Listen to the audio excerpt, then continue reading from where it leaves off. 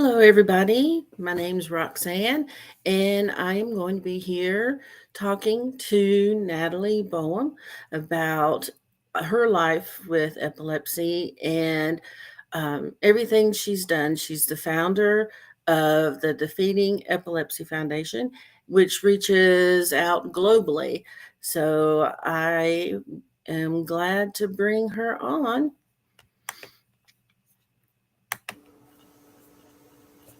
Hello. Hi, Roxanne. It's good to see you. It's good to see you and finally talk to you. Well, not in person, but in person. Yes. So I've said you were the founder of the Defeating Epilepsy Foundation and how it reached out globally and Yes. how many people, goodness, I saw French, Chinese, and I couldn't believe Arabic, which Yeah. is great. We decided, my team, we decided we wanted to focus on the top five languages in the world, which are English, Oh, Spanish, French, traditional Chinese, and Arabic. And the reason for this was we were seeing how many people we were reaching through our English channel, but we had a number of people who were trying to come on and really couldn't process everything because it wasn't in their own language. So I've put together a team of interns from different universities. I've also had some students who are going to be professional translators and wanting to get additional experience. And they're really helping us to get the information translated into different languages for the YouTube channels. That way, people who in other areas may not have access to the information we've been able to get, now they're going to have an opportunity to be able to figure out, what they need to know and everything to hmm make better choices for themselves and advocate for themselves. Yeah, that's great because a lot of people in countries like this uh, think that think of us as possessed or just not don't have a mind. Our brain is not functioning correctly. Oh, too often. No, sadly, in a lot of third world countries, I've talked to a number of professionals in Africa and people who do work with other third world countries, and that is still the same thing. They feel people have a demon trapped inside of them.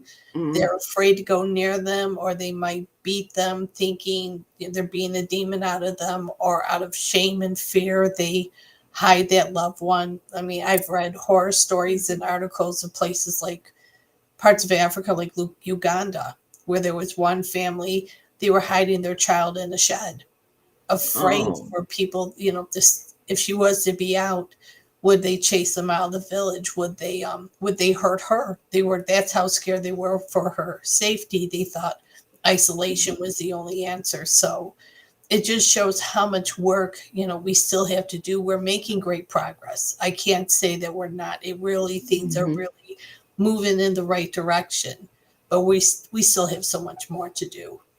oh, yeah, we do.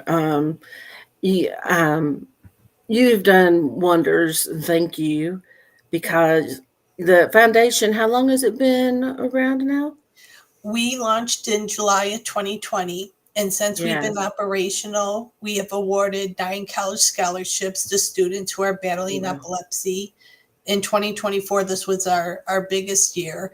Along with this college scholarships, we awarded 2 sponsorships to 2 neuroscience students who were specializing in epilepsy, for them to go to a conference to learn about epilepsy. And we also launched our Steve Metz Memorial Grant. We awarded 2 people each $1,000 who had uncontrolled seizures, for them to be able to put it towards funding to get a seizure alert dog. So we're really doing Wow. what we can to focus on really giving back to the community. And our goal is to also branch out to other areas of neurology and neurodivergent conditions. So in time we can collaborate and work with other nonprofits and other communities who may be affected by epilepsy. Because the theme when I launched the organization, I've been battling epilepsy now 44 years, but I really did not see that epilepsy was a comorbid condition. I didn't see how things like autism, cerebral palsy, so many things tie into epilepsy, or we see Right. rare forms of epilepsy being because of brain mutations. A lot of these people, when they have these genetic brain mutations that are causing epilepsy, then they have developmental disabilities. A lot of them, they have behavioral Mhm. issues. There's just so much that ties into epilepsy that it's just, we're all each our unique case. I mean, that's one thing I got to give doctor credits for. What works for me, it most likely will not work for the next person. So it just shows how much Mhm. research and how complex this is, and what we're going to have to do to have a good quality of life when we're battling epilepsy. Yeah, definitely. Because it's amazing how many medications I've been on compared to someone else, and how many, like, it doesn't work, and it's just hard sometimes, It and took hard for the 24. doctors. Oh yeah, it took 24 years before they finally got my seizures totally under control. And I think a lot of it was having seizures as a child.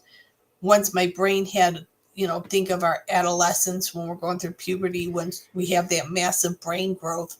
I think that was really the hardest time for my epilepsy, because every time I turned around, I was on a new medication and I felt like a different person because of different side Mm, effects. And I really did not get out of I finally stopped going to status when I went on carbamazepine. That was the first step to a better quality of life. But I was still having complex partial seizures. I was having a lot of I have PTSD to family dysfunction and medical trauma. So I had so many triggers. So trying to keep my seizures under control was hard, because at that time I was afraid to seek help for therapy. And I really look back now, and I should not have cared about what anyone was thinking. I should have just thought, I need this. I got to heal. I got to move forward. So there were so many things that were contributing to my seizures. It wasn't just, oh, I have to take a pill and it makes everything better. There's so much more. And then once they put yeah. me on lamotrigine along with the carbamazepine, that Mhm. really helped with stabilizing my mood. And then since then, I've been able to move forward with learning better coping skills and dealing with certain situations in a much healthier way. Yeah, that, I can definitely understand the medications. So, your son wants to do something in that area too, right? Well, both my children, they're 10 and 13.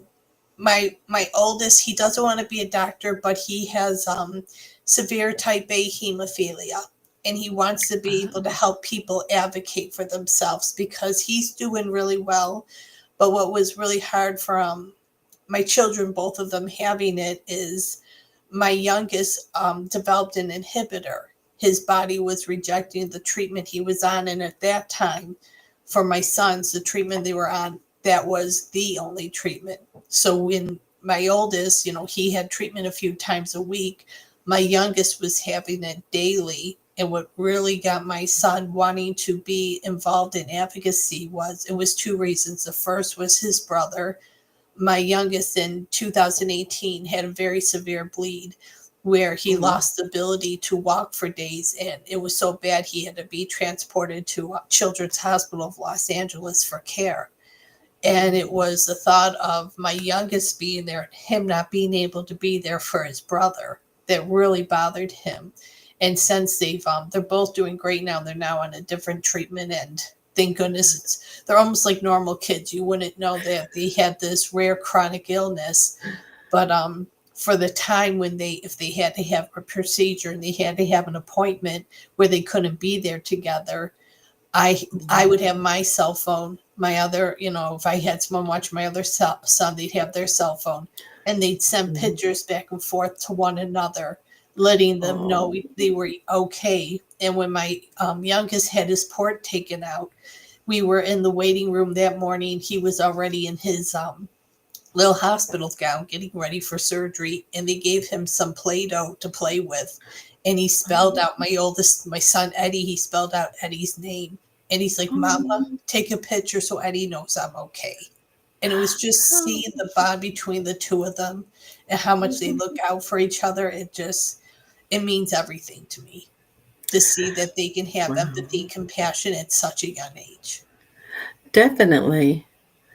Um, well, getting back to you with epilepsy and then breast cancer, Yes. how stressful and definitely stress for seizures Oh, yeah. isn't good either. So, um, going to different doctors um, and saying different medications, like you were talking about the carbamazepine and oh shoot, just left my mind. Lamotrigine. The and then being put on medication after you had your mastectomy. How what did you have to tell each physician? It was very hard because with my seizures being as well controlled as they have been, thankfully, over these, 20 years, the oncologist didn't realize how easily making a change to somebody's seizure meds, the effect, it could be fine or it could go downhill so quickly. And after I had my Mhm. surgery, they wanted me to go on a medication called tamoxifen, which is a hormone blocker because my cancer was hormone positive. And when I researched the med, there's a compound in carbamazepine that blocks tamoxifen. It won't let it break down to its molecular level so it can do its job. It's almost like taking a placebo would just go out of me. And so when I told the oncologist, and I had two oncologists I consulted with, their attitude was, well, we just take you off the carbamazepine. And my jaw was hit the ground. I said, no, you will not. I said, do you want to know why this conversation is taking place? You want to know why I have a pulse? It's called carbamazepine. And I said, Right. no one's touching my meds but my neurologist. And they were, so taken aback, like I was refusing to comply. But at the same time, I had a very valid reason. If I, start having, convulsions again, I'd lose my license and it would limit me so much. I mean, I'm very blessed I can work from home. I have a home job, but there's a lot of time my job, requires me to travel as an advocate. I'm very involved here with organizations that help people with epilepsy as well as other things like developmental disabilities for people with severe forms of epilepsy, and being involved with the state, every month when we have a different meeting, it could be close to home. It could be an hour and a half away from home. Or if my kids Mhm. have a doctor's appointment, the children's hospital is an hour away from my home. So No. risking losing my license, I can't have that risk. I have a family to take care of. I have a family to provide for. And I think at times, not intentionally, but I think the doctors don't keep in the back of their mind that, okay, if this person loses their license, they're not on SSDI, they're not receiving certain, benefits that other people with severe forms of epilepsy may have. I think they don't think of the consequences, how much Mhm. just losing your independence, the impact it can have on a human being. Yeah. When I got pregnant, the OB doctor wanted to take me off my epilepsy medicine. Oh my goodness. I know. I just couldn't believe him being an OB doctor and me the possibility of having a seizure. Or, well, coming off of it, I would definitely have one. Yeah. So I had to look for another OB doctor. So that's just not just, well, it's awful with oncologists not knowing anything, but the OB doctor too, uh, they Yeah. need to learn. No, that is very scary when some doctors don't do their homework or really look into it. Like I was very lucky when I conceived both of my sons. My former neurologist, sadly, he's deceased now. He was really a Mm, wonderful doctor. he took it very seriously, and he's like, before you even try to conceive, for 3 months I want you on folic acid and a prenatal vitamin so your body Mhm. gets used to the. I mean, we literally sat down and created a plan.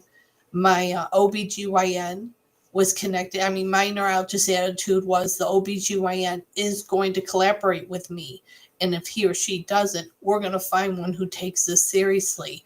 And thankfully, my OBGYN was happy to see that attitude from my neurologist, because along with seeing the OBGYN more often, with it being a high risk pregnancy, the epilepsy, but also my age, I had my children at 33 and 35, which isn't really high risk yet, but it's high risk compared to your 20s. They made my neurologist part of it. I saw my neurologist every couple months. How are you feeling? How are they treating you? What effects do you have? How are things looking with the baby? I was really lucky. I mean, I credit him for helping me become a mother. Oh, that's wonderful. Uh, Mine just said, "Come back after you deliver." Oh, jeez. I'm sorry, Roxanne. Because Oh, my goodness. I wasn't planning on it, being pregnant anyway. After I saw him and he increased one of mine, the Tegretol, um, he, I went back 3 months later and said, "I'm pregnant," and that's when he said, "We'll see you then when you have her." Oh, my Oh. God. I don't get it sometimes. I really don't get it. Yeah, but I was surprised when he was good, because when I walked in and first time I ever told him what happened during it. Of course, I had to bring my mom with me because she knew more of what I did during them. Mhm. That he says, "Oh, you have left mesial temporal sclerosis.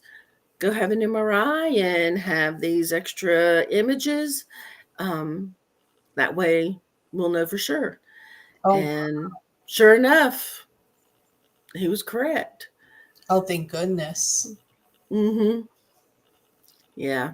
And it came from a high fever when I was a baby. Oh, it caused damage from the fever. Oh, my goodness. Yeah. Yeah. That's one good thing about, of course, he's retired now.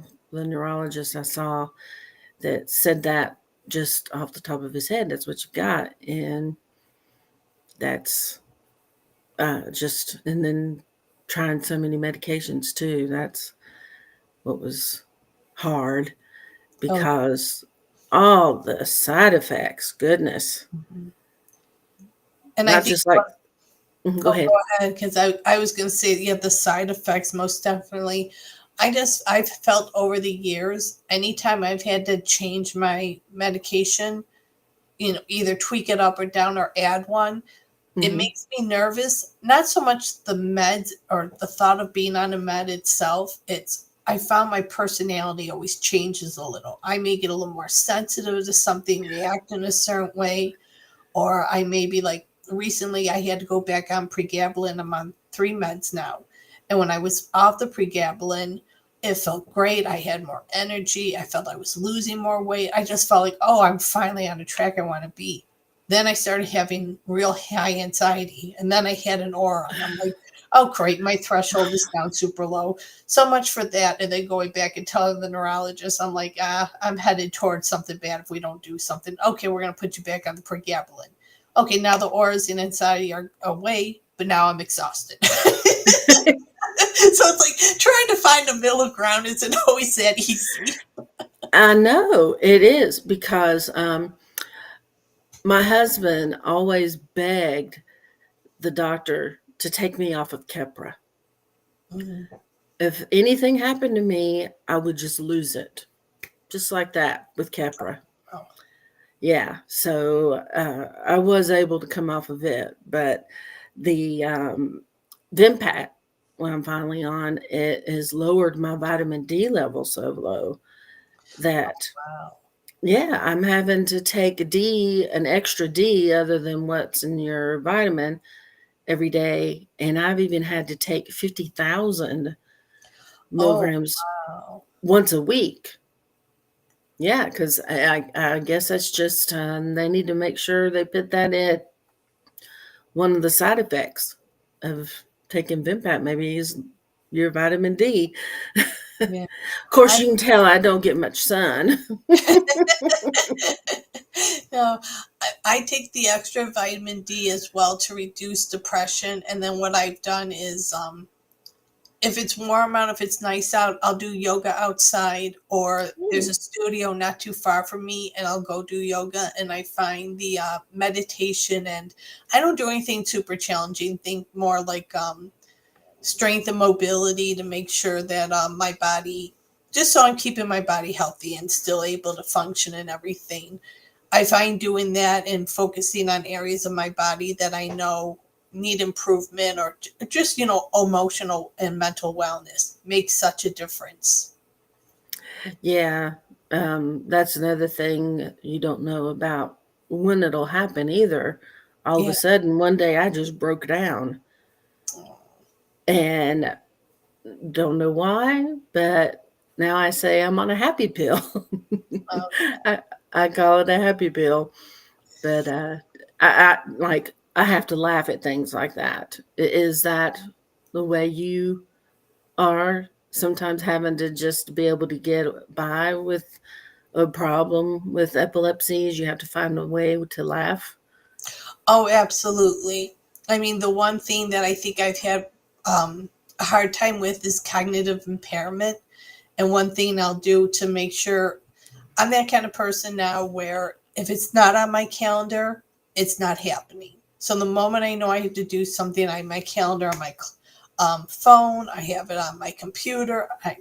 I have to have structure. And then another thing I have Hmm. to do, like next to me here, God, my office is a mess. Thanks, having children. I keep a notebook by me, and every day I have to see, what am I going to do? What is there to do? Prioritizing it, like picking three things and go, I'm doing number one because it's due. Number two, I must do because, and if I didn't write this down, I would sit here and just go, well, what am I supposed to do at work today? And my mind would Oh. just be, so I have to laugh. I have my little tools so that I, Hmm. I remain functional. But I get where you're going. It's like, if you don't find some humor in it, you will lose your mind. Yeah, uh, that is something that I think happens of finding humor and um, loved ones. Yes. You've already talked about your sons, but then you had have a wonderful husband too. Oh yeah. And It's, it's been very hard for him. I mean, I'm alive because of Tobias. I can truly say that I'm alive because when I had long haul COVID, I had an infection on top of it, and it was triggering simple partial seizures. And it took, I was on a high max amount of amoxicillin to get this infection out of me. It took 10 days, and it took a year and a half of physical and occupational therapy just mm, to be normal again. It was really a hard recovery. And then the cancer came not much longer after. So the past 3 years, my husband has had to become a fierce advocate, a fierce caregiver to help me stay alive, plus, take care of our children with their conditions. So it's, mm, yeah, I he's my hero. And I think a lot of people who are caregivers, I wrote about this not too long ago. I feel that caregivers don't always get the credit they deserve. That people true. think of the caregivers, oh, they're just giving them a ride here, or they're just going over the notes to make sure we know. No, the caregivers with them every day, and a lot of times, or just trying to do what they can, and seeing a loved one go through what they're going through has an impact on them. They want the best for them, and I'm sure at times my husband has felt certain things are out of his hands and has to establish a trusting relationship with the doctor and with me. I'm getting better, but I've had a lot of medical trauma, so I've had to learn certain coping skills so that I don't get triggered, my PTSD doesn't get triggered, and I'm ready to go. Yeah, I I just now started reading about epilepsy and PTSD. Um, it hit me all of a sudden with anxiety. And, my husband passing away finally hit me. Oh, Um, sorry. that I had to go be admitted because I fessed up with my anxiety that I could have killed myself. I Oh, said, "Hey, I have enough medication here. Just take it and go to sleep." Because both my girls are out of the house now, and then my husband being gone is just me and my dog. So I thought that, and yeah, what I mean, you said PTSD. You mentioned that, and that's what made me bring that up. Is wondering if all of this was finally PTSD.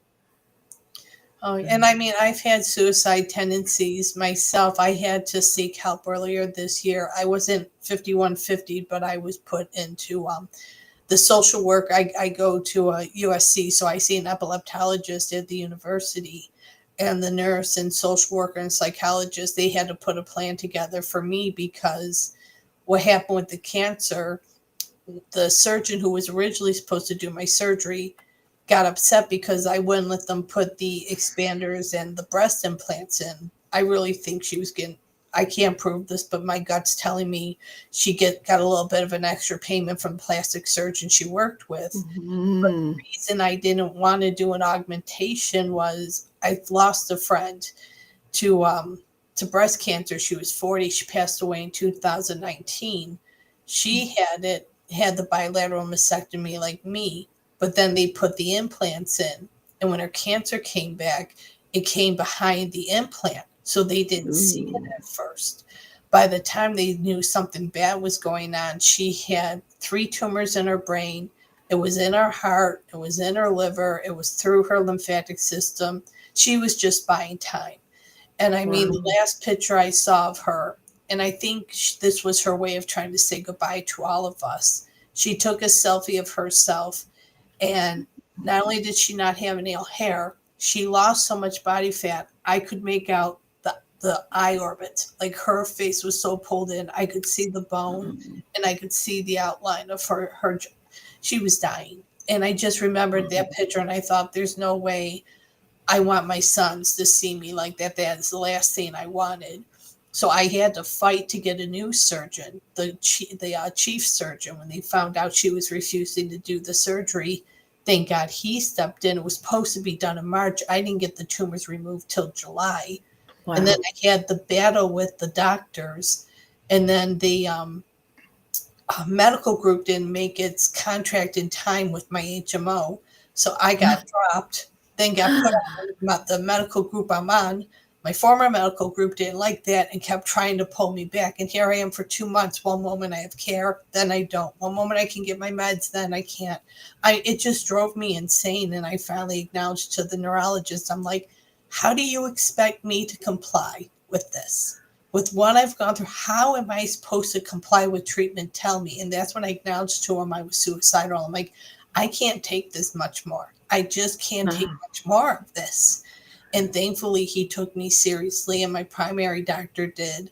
And they asked me would I hurt myself, and my husband was with me, and he said, no, I'm watching her. If she does want to, I will take her to the hospital. So thankfully we put a plan together to prevent the 5150.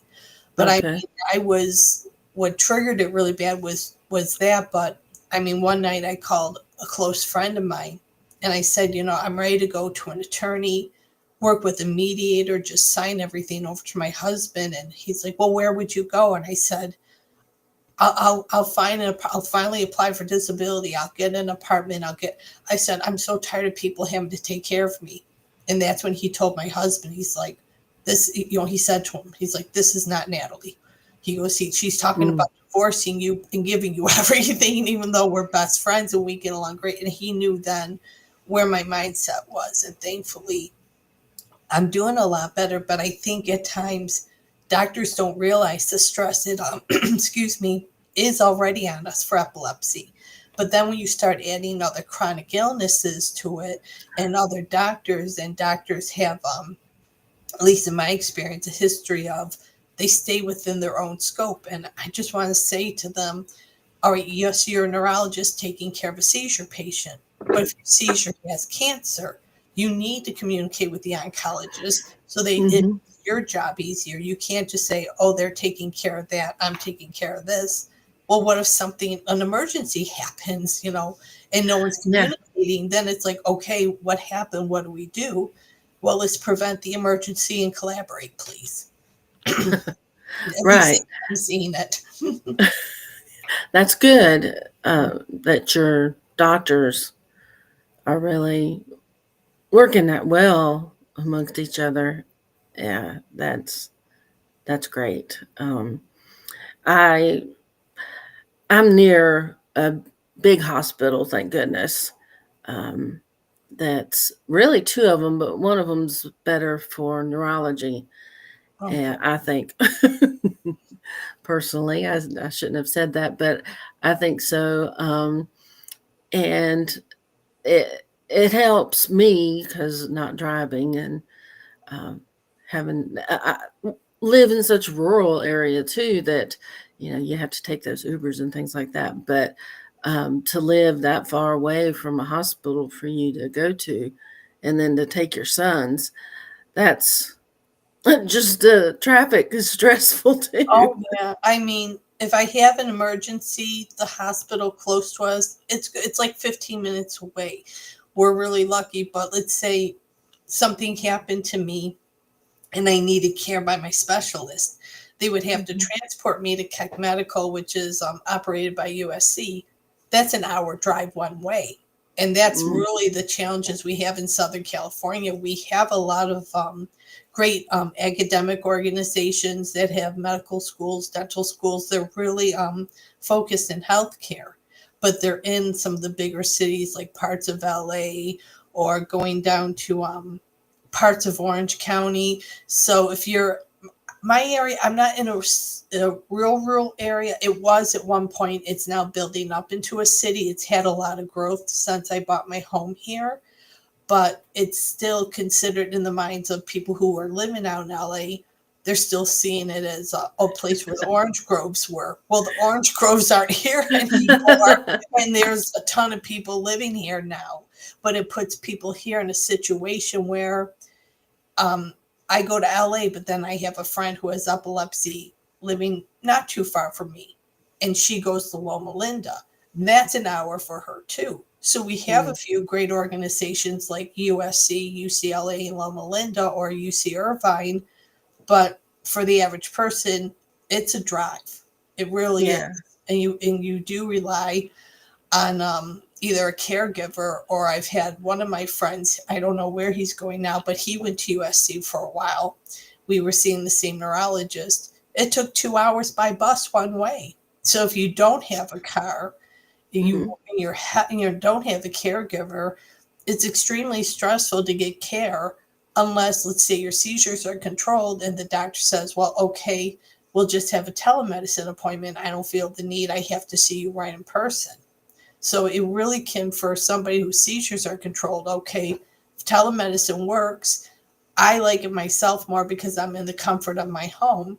But the one thing I promised myself this year is I'm addressing my medical trauma and I want to heal and set a better example for my sons. So I have been driving up to Oh. the clinic. I won't lie, when I get there and I'm in the parking ramp, I have to take a breath and go, why did I do this? Why did I do this to myself? I could have gotten in front of the computer and that be it. But then I have to remind myself why I'm doing it. So if something Uh-huh. bad does happen, I'm not walking into a clinic in the state of fight or flight already assuming I'm going to be up against somebody. I'm slowly working myself into that environment so I can heal. And I forget what I forget what they call it. Almost like it's a therapy when um, they reintroduce you, like bring you back into the environment. And I found since doing that, it's helping because during COVID, everything I did was, online telemedicine. And then when the Right. cancer happened, because of the trauma for about the past year, I couldn't be in a doctor's appointment without crying. And that could be even telemedicine. I could be here in full state of anxiety, crying, or I could go to the clinic and I'd start crying. And so I finally told myself, well, I got to stop crying. But at the same time, I knew what was connecting to it. So I finally just said, I got to take the baby steps, reintroduce myself into this. And I can't look at trying to get care as a phobia. It's a challenge, but it's a challenge I can't let it overtake me, because then Hmm. I'm not taking care of myself then if I can't face what I need to face. Yeah. Um, I understand every bit of that. They had coming over, getting over things and you have in your mind, and it's hard. Yeah, Mm, it yeah, really is. and um, so now, um, what you're really doing is, I think, helping you cope with things too, because you're helping others, or that's what I think. Is that helping other people help you cope? Oh, absolutely. I find helping others in our community very therapeutic, because it's nice to be able to meet with people who, understand me and, you know, get it. But also my long-term goal, what I would love to see through my work is, I want the next generation of people who are going to live with epilepsy to be able to look back at people like you and I and go, I'm so glad I never had to deal with what I saw the two of them deal with. But we still can do better, and we're going to do better.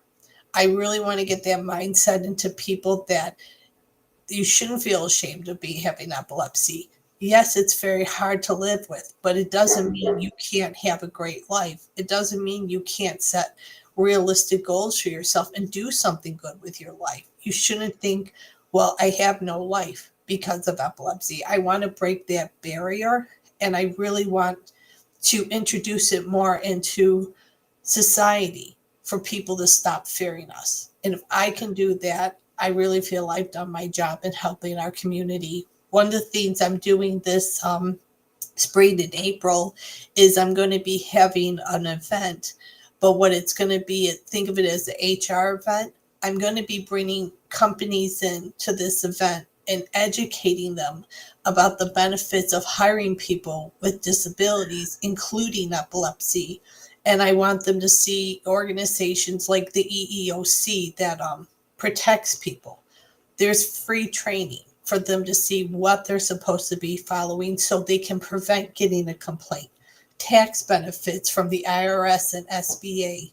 The Department of Rehabilitation out here in California has a grant. If you hire people with disabilities, you could get anywhere from $50,000 to $200,000. I mean, there are so many things out here, and nationwide, or like the Ticket to Work program. If you can't afford to hire somebody full time with benefits, you can hire somebody with a disability up to 20 hours a week, and they still keep their SSDI and benefits. There's so many tools out there. And the excuse I've heard from business owners is, well, I don't have the money. But really, what it comes down to is they don't know the Mm. resources out there. And the biggest thing is, when it comes to disabilities, what people don't know, they fear. And I want to educate them and remove that fear. My long term goal is, I want to take the word liability off of people with epilepsy and other disabilities and replace it with opportunity, because it can Oh, that's create wonderful. such a win-win situation for our community. Because I see so many people with epilepsy who, even if they could just work part time from home or do something.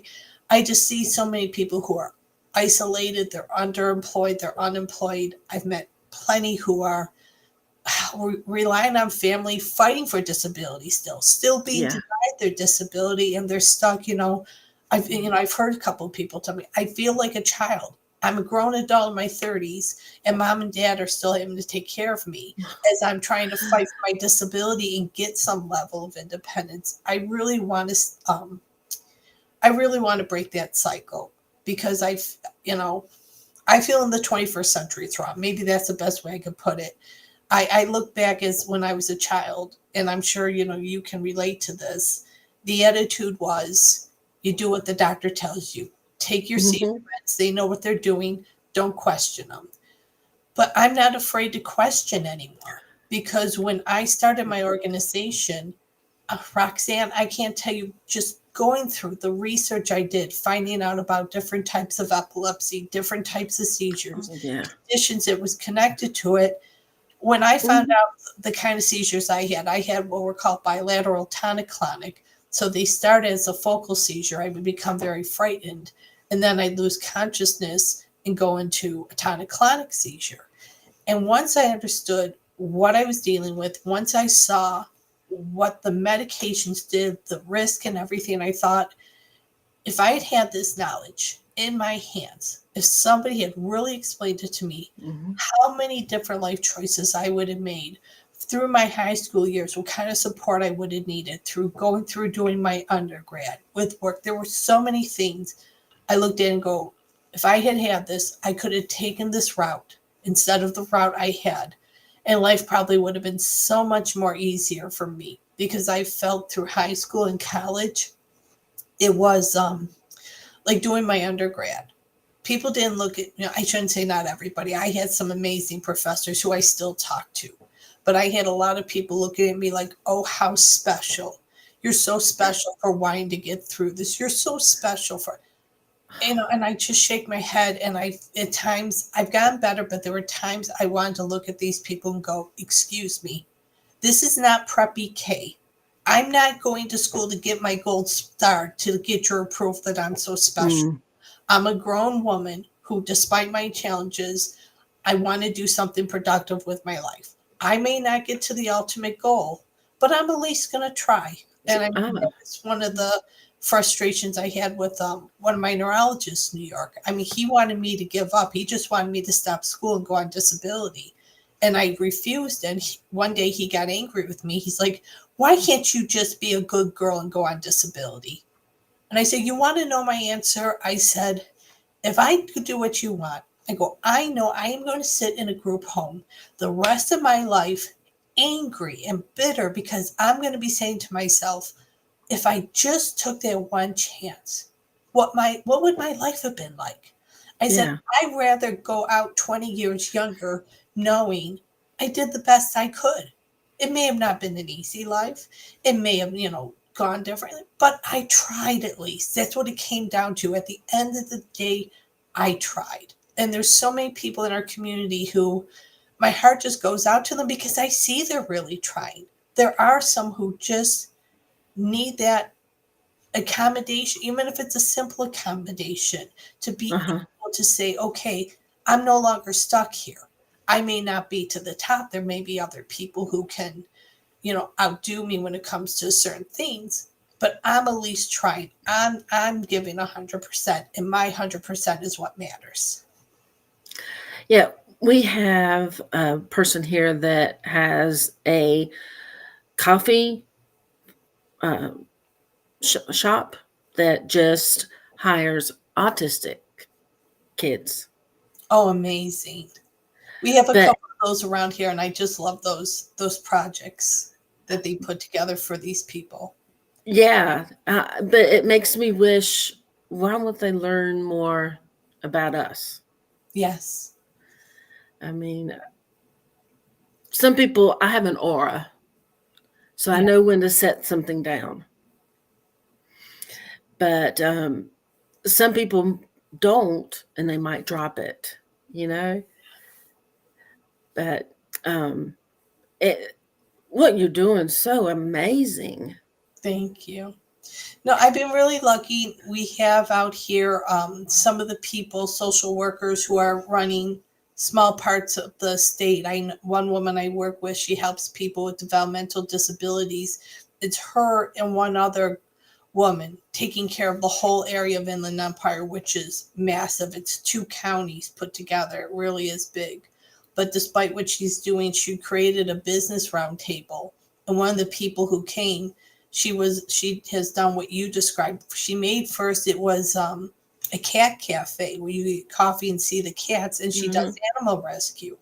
and one of her regulars has epilepsy and autism. And she asked, could I work for you? She wanted something.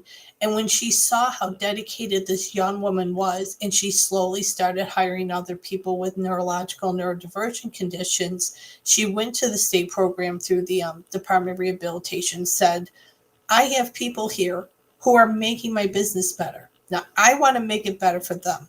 I want a barista machine that doesn't have flashing lights because I don't want any of my employees having seizures. Wonderful. I want the doors and everything around to be ADA verified so I know anyone with any challenge in their life can come into my business and have her. I mean, she really advocated and she brought in the binder, like the whole history of what she's done. It was amazing. And one of the people this day went, all right, what do you need to make this possible? She goes, I need $400,000. And he goes, you got it. And my job was hit the ground because just knowing politics and the challenges of getting grants, the fact that she crossed her T's and dotted her I's so much and put together so much work to show them she knew what she was doing and what she claimed she was going to do, she could make a reality. And she's getting ready to open a second location. I mean, That is great too. it was just amazing. And I want to see more business people do things like that, because there are so many things. Like when I first started my organization, I was going around to different business people. I had a guy who, he really insulted me, but I turned it around to make it a lesson for him. He came up to me and he goes, you come off so smart, but I never hire you. And I said, well, I know, I appreciate your honesty. I do. I go, I just want to know why. And he said, well, what if you had a seizure and fell and got hurt? I don't want to pay your medical bills. What if you frighten one of my clients and they never come back? I said, 30 years ago, you would have been justified to make a statement like that just because of the lack of education resources. I go, today, that's not acceptable. And I'll give you an example why. I go, say you hired me for administrative work. I can work from home. I can send you my assignments in Dropbox. We can talk on Zoom. I go, you don't even have to have me on site. I go, but you can brag to your investors that somebody who's been told no 100 times, you had the courage to give them that yes. And now they're helping you take your company to the next level. And he just sat there for a second and went, oh my God, I never thought of it that way. I said, no. And I said, I do get it. I go, that's why my organization is working on this. I understand from an able-bodied perspective. You would never think of, having to do something like that. I go, but if we're going to, help diversify, we're going to help people who can do great things, but have been, stigmatized for so long. If we're going to remove these stigmas and make things happen, we have to work together. And when I started showing some of these business owners the tools they can have to create such a win-win situation, not only help people who have been told no 100 times, but now there are the resources where they can come together and make it happen. I mean, it's amazing. I've been going to the business roundtable out here, and there was it's manufacturing, it was a warehouse. But since they brought people with disabilities on, their output has been better. There's been less turnover. They've made this structure where people who otherwise may have been overstimulated, not been able to work, they've now put a program together where it's just amazing. Another gentleman who makes fire helmets, he has a program for just neurodivergent people who do this. They have a structured system of, they have one simple thing to do every day. And as they move down the line, they're a team and everyone has their one job. And it's just amazing to see, he did a video and he had a couple come in and explain what they do. And it was just so uplifting to see these people say, the gentleman, his name is Angel Ramos. Angel believed in me. And I get to do this now. And I get to come to work at now. If I have money, if I want to go buy something, now I can do these things because, it was just so much to see them when they got on stage, just open up and had no shame in opening up about their challenges and the rewards now they were getting because they weren't going to allow anyone to restrict them because of those challenges. It's just the level of confidence you could see coming from them. I'm thinking that is so overdue for people in our community. I really It want to see is. that happen. Oh, yes. That that's amazing. Yeah. Um, I have thought about something like that, but I don't know who to get in touch with. Yeah. No, I got very lucky. I started working with we have a regional chamber of commerce here. And I started reaching out to people in the chamber, and some of them were within workforce development, or they worked with the county. They had their own companies where they were connected to the county. So it took a lot of networking. And I won't lie, is it still challenging? Oh my goodness, yes. I'm trying right now to get my foot in the door with our regional center because they have an employment part of it. And, the one woman I'm working for with the state, she just described it perfectly. She's like, Natalie, just be ready because it's a big black hole. You have lots of Mm. people who need help, and you only have so many people who can help. And it's going to be disorganized, and trying to fight your way in to get a spot there and prove what you want to do will benefit so many. She goes, it's so challenging, and she's helping to create change in the state, because right now, and when I found this out, it truly frustrated me. When they've made these employment programs, most of them are things like janitorial work, retail, like a grocery store. I mean, simple jobs that, yes, it's a job, but it's not something really challenging. And I'm thinking, okay, if let's say, someone couldn't go on to a job like a doctor or a lawyer, or something really stressful, they could learn through like a trade, like becoming a plumber or doing phlebotomy, or there's so many smaller jobs that pay decently for people to survive, that are possible. And when I finished my master's degree, I stayed on another year as a research assistant for one of my professors, and we did a study on career technical education.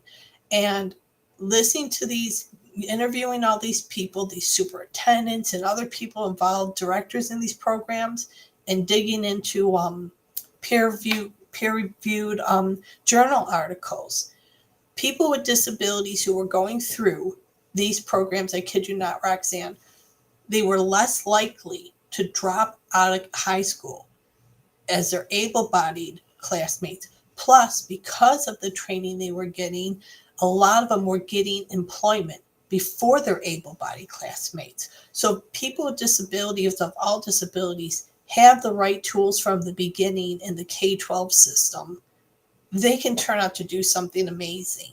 It's really this, I hate to say, I know each school is different, each structure is different, but we really need to start from the very beginning, working with our children Mhm. and giving them strength and confidence to say, I know this isn't easy to live with. I can't imagine at times of frustration, but I believe in you, and I know you could do something wonderful. And one of my scholarship winners was like that. She has 5 different types of seizures.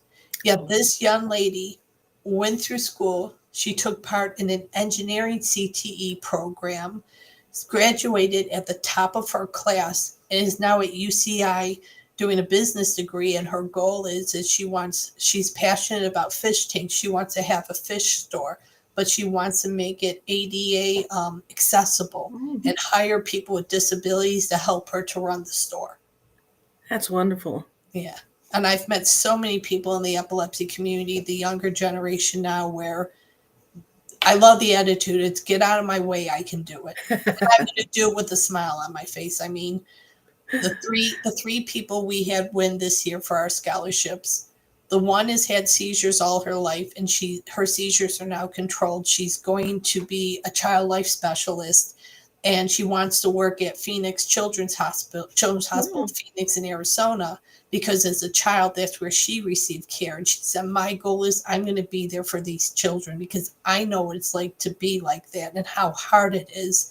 Another one, he's in the Citadel right now. He wants to go into the military, but if Wow. he can't, his decision is he's going to go into supply chain management.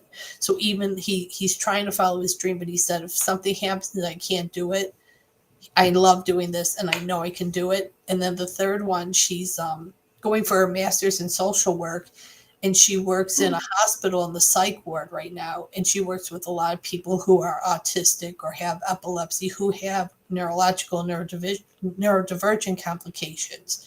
And she said, as I watch them, I remind myself what I went through. And if I can get Yeah. past these things, I know I can help somebody else. So there's so many people in the community now who really are trying to take the challenges they face and are trying so hard to do something good with it. That's great. That is wonderful. I really enjoyed talking with you. Yes. You saw how many times I smiled, and uh, I want to keep in touch definitely. Oh, please do. I mean, I thank you so much for bringing me on today. And if there's anything I can do to help, or if you'd like me to come back on and talk about anything in specific, I mean, please let me know. My goal is I want to be here for the community, and anything I can do to help, I'm here for everyone. Okay. Well, I want to tell everyone thank you. Um, and just why I just my mind was blown at everything that was talked about with Natalie. People with epilepsy can do anything that if they put their mind to it. um, Again, seizure of the day, and I will post whenever we have another show. If you have any questions, put them on the YouTube channel, and I will give them over to Natalie. Want to say thank you Thank you. and have a happy new year. Bye bye.